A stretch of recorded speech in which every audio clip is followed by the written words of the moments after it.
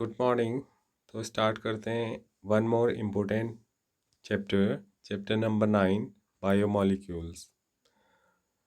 तो यहाँ पर आप देख सकते हैं इसकी स्पेलिंग से ही आपको दो वर्ड्स दिख रहे हैं। फर्स्ट है बायो और सेकंड है मॉलिक्यूल्स। ऐसे मॉलिक्यूल्स जो किसी बायो मीन्स लिविंग बींग्स,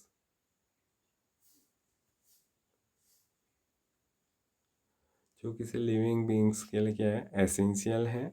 ऐसे मॉलिक्यूल्स का हम स्टडी करेंगे। चैप्टर के अंदर कौन कौन से टॉपिक्स को हमने डिस्कस करना है। सबसे पहले एक लिस्ट देख लेते हैं। How do analyse chemical composition. Chemical composition को हम कैसे एनालाइज करेंगे। Primary and secondary metabolism. Third is bio macromolecules. इसके अंदर हम पढ़ेंगे proteins, polysaccharides, nucleic acid, structure of proteins, nature of bond linking monomers in a polymer, dynamic state of body constituents, concept of metabolism, metabolic basis of living, the living state and enzyme। काफ़ी लंबा आपका ये chapter है। Start करते हैं। There is a wide diversity in living organism in our biosphere. Now a question what arises in our mind is, are all living organisms made of same chemicals, that is element and compounds।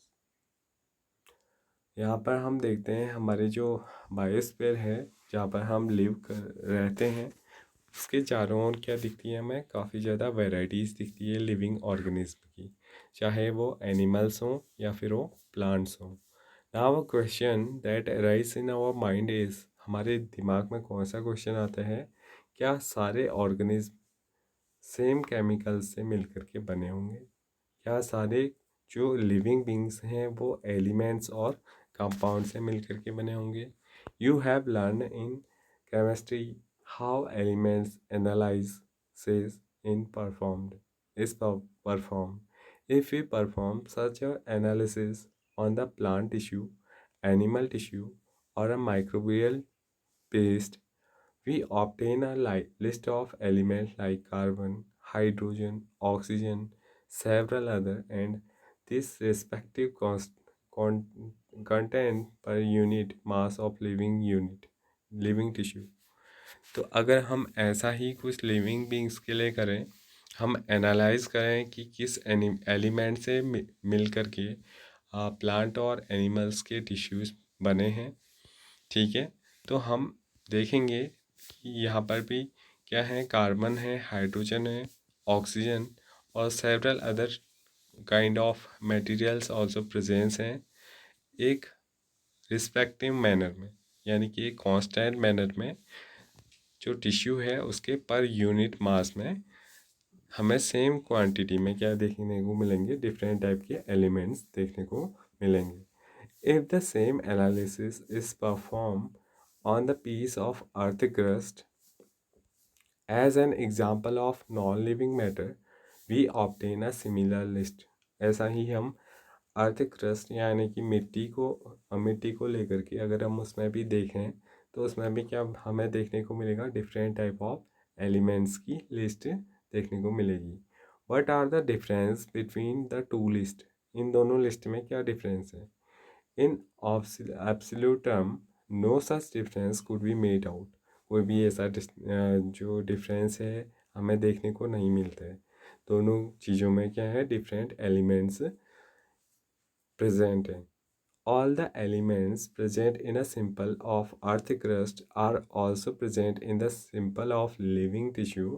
However, a closer examination reveals that the relative abundance of carbon and hydrogen with respect of other elements in higher is many living organisms that in earth crust।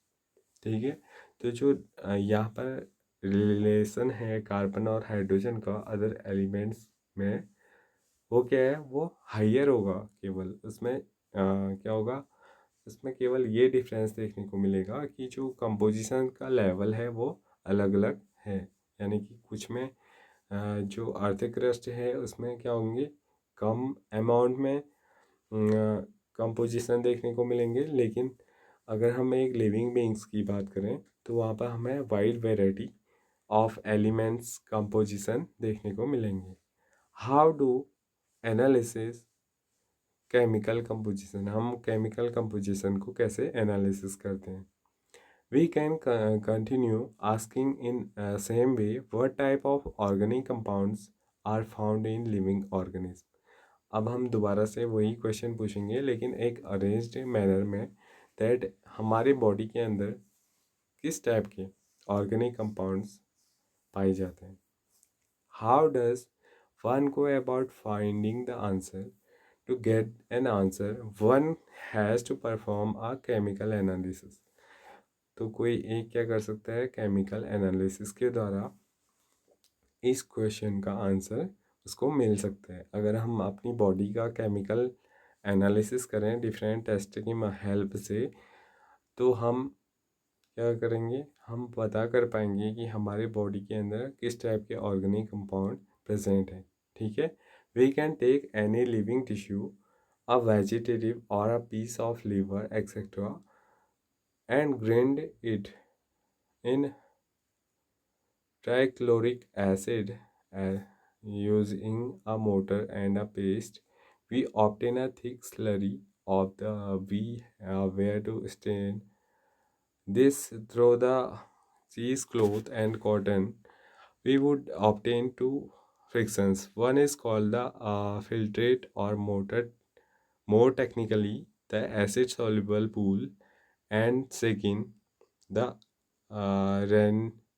retentate और the acid insoluble friction।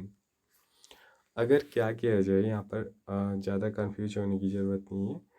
अगर vegetable या फिर एक liver के piece को सबसे पहले grind किया जाए, ठीक है, और उसमें क्या मिला दिया जाए, ट्राई क्लोरो एसिटिक एसिड, ठीक है, CL3COOH, इसका क्या है फार्मूला है, chemical formula. Using a motor और एंड अ पिस्टल, इनका यूज़ करके एक क्या बना दिया जाए, इसके पास थिक स्लरी हमें प्राप्त हो, और उसको हमने क्या करना है, स्टेन करना है, किससे, चीज़ क्लोथ और कॉटन से। और हमें क्या मिलेगा यहाँ पर, दो टाइप के फ्रिक्शंस देखने को मिलेंगे। ठीक है, वन इज कॉल्ड फिल्ट्रेट और मोर टेक्निकली एसिड सॉल्युबल। ठीक है, जो पार्ट आपको दिखेगा वाटर के रूप में इसमें, वो कैसा होगा, वो एसिड सॉल्युबल होगा। ठीक है, और जो दूसरा पार्टिकल होगा जो एसिड में सॉल्युबल नहीं हुआ है, क्योंकि एसिड ऐसी चीज़ है जिसमें अधिकतर चीज़ें क्या हो जाती है, डिज़ोल्व हो जाती हैं। तो जो फ्रिक्शन इनसॉल्युबल है उसको हम क्या बोलते हैं, रिटेंटेट रिटेंटिएट, और दूसरे को हम क्या बोलते हैं, एसिड सॉल्युबल को फिल्ट्रेट बोलते हैं। ठीक है, scientist have found thousand of organic compound in the acid soluble pool. तो साइंटिस्ट ने जो हमें लिक्विड वाला पार्ट मिला उसमें बोला कि लगभग थाउजेंड ऑफ ऑर्गेनिक कंपाउंड इस एसिड सॉल्युबल पूल में प्रेजेंट हैं। ठीक है,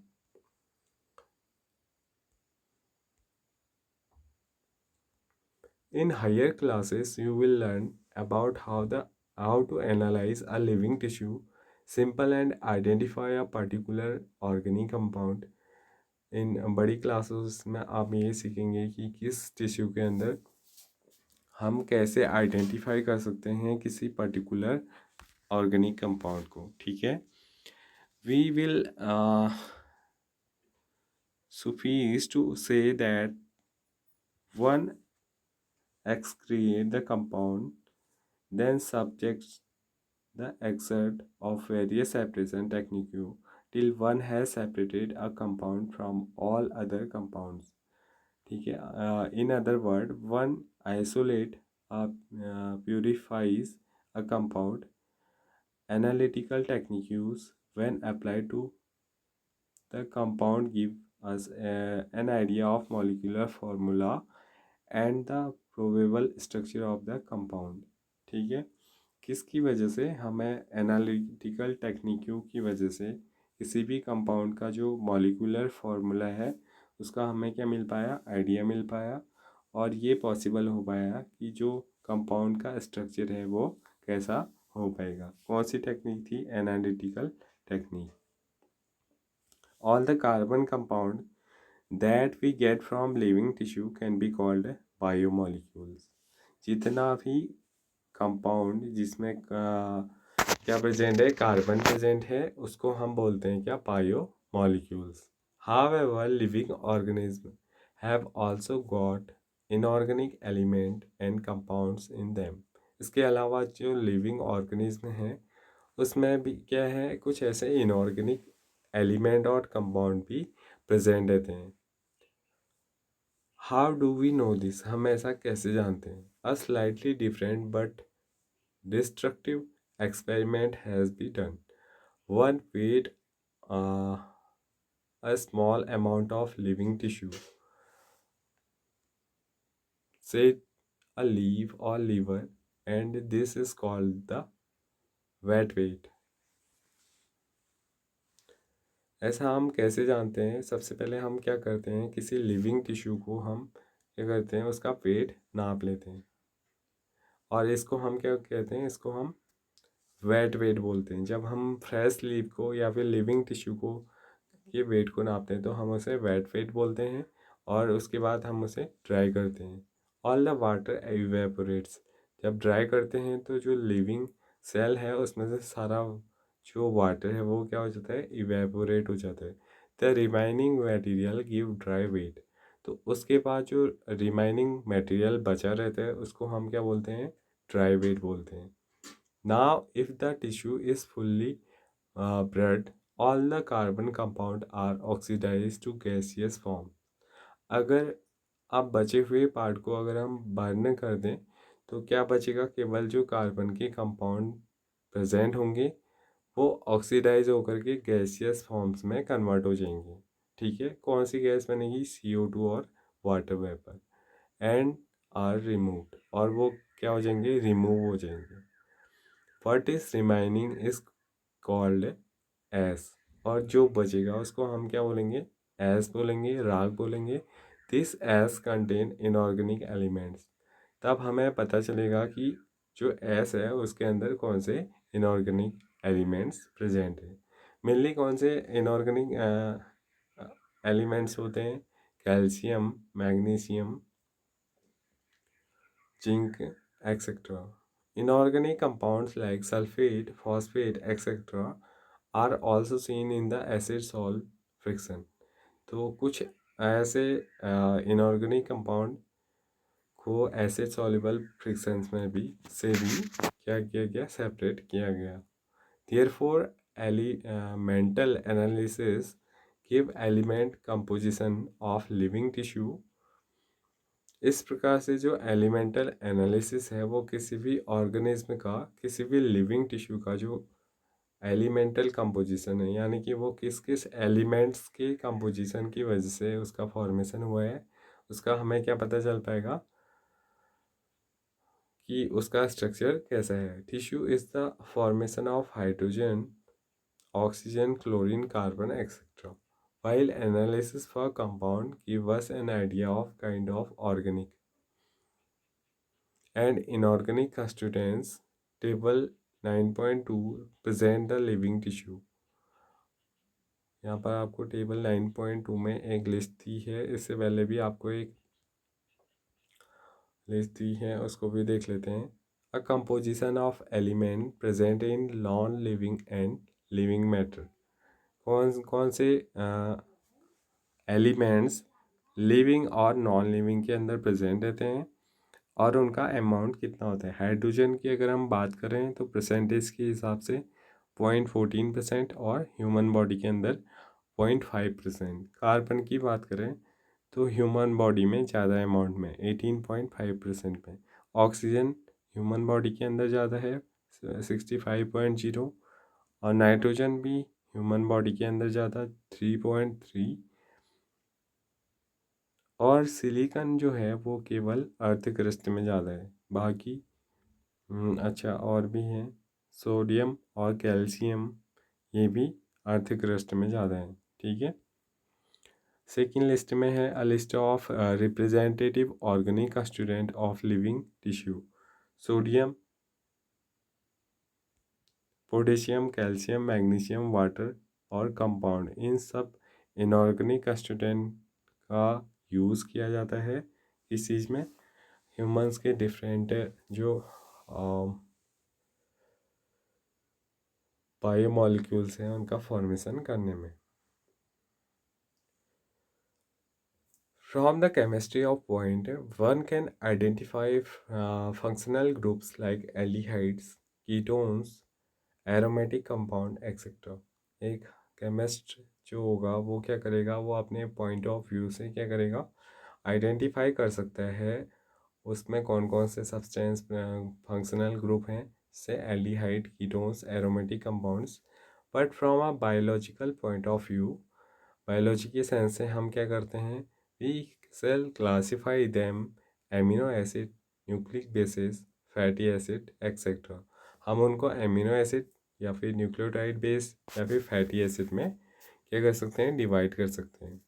amino acid are organic compound containing an amino group and an acidic group as substituents on the same carbon, that is alpha carbon। क्या होता है, जैसे आपको थोड़ा स्ट्रक्चर की हेल्प से देखते हैं, ये होता है आपका फर्स्ट कार्बन, और इसी को क्या बोला जाता है, अल्फा कार्बन भी बोला जाता है। तो अल्फा कार्बन से में क्या होता है, यहाँ पर एक सब्सटीट्यूएंट्स के रूप में आपका प्रेजेंट रहता है एमिनो एसिड NH2, और दूसरे में आपका क्या प्रेजेंट रहता है, एसिडिक ग्रुप यानी कि COOH ग्रुप। ठीक है। Hence they are called alpha amino acid. तो ऐसे एमिनो एसिड को क्या बोला जाता है, अल्फा एमिनो एसिड बोला जाता है।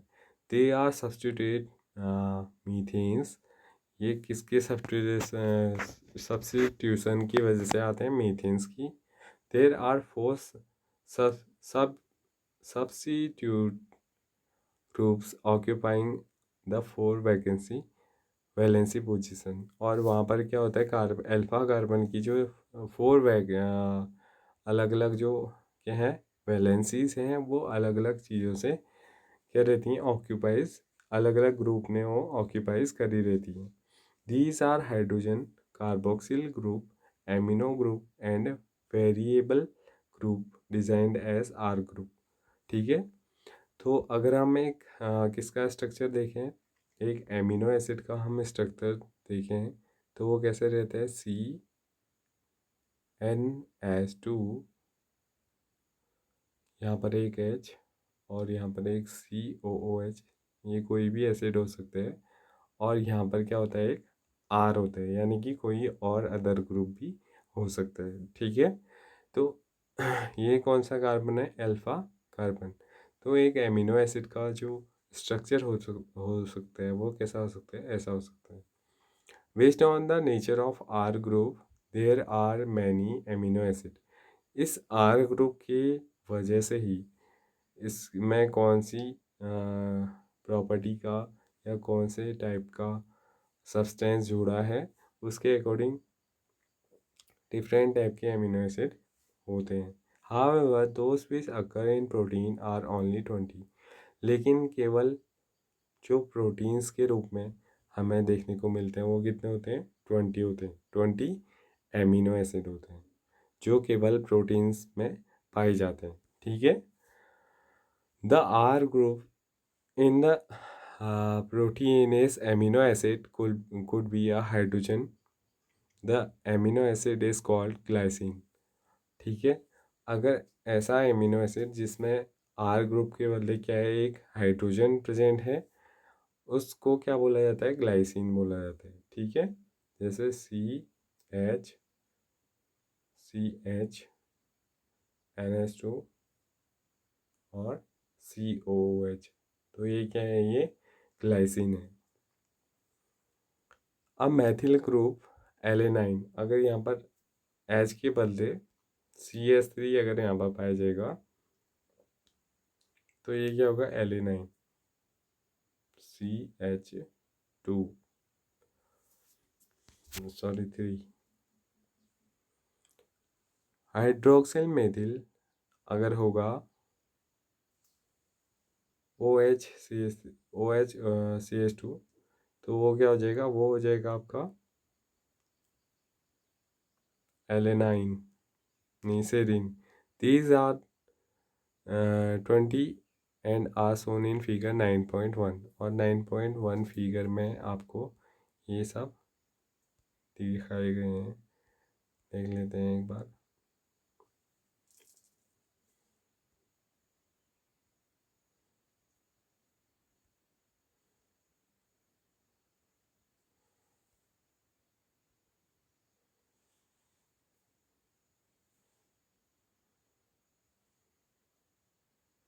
तो आज का लेक्चर यहीं पर कंप्लीट होता है, इससे आगे नेक्स्ट वीडियो में देखेंगे। Thank you.